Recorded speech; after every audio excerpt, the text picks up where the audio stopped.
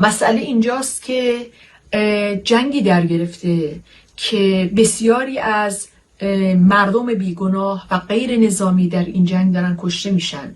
خانه های مسکونی، زیرساخت ها و تأسیسات حیاتی مردم در این شهرها و کشورها دارن بمباران میشن و از بین میرن و این مسئله بسیار نگران کننده ای هست، به ویژه در کشور ایران که ما شاهد هستیم. توی روزهایی که من در تهران بودم ما حتی پناهگاه نداشتیم بریم، حتی شب که میخواستیم بریم مترو در متروها بسته بود. بنابراین مردم بی پناه در شهر در مقابل بمباران ها رها شدن. وضعیت اقتصادی مردم ایران به شدت نگران کننده هست. تهران شهری نیست که با یک دستور تخلیه بشه از کشته شدن مردم بی پناه جلوگیری کرد.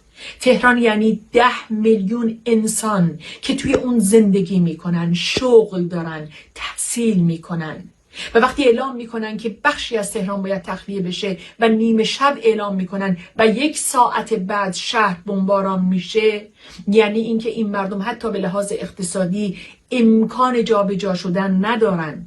این مردم حتی اینترنت ندارن، حتی به لحاظ اینکه بنزین برای ماشین هاشون تأمین بکنن و به جاده ها بزنن این امکان رو ندارن. بنابراین مردم در مقابل بمباران گویی که رها شدن.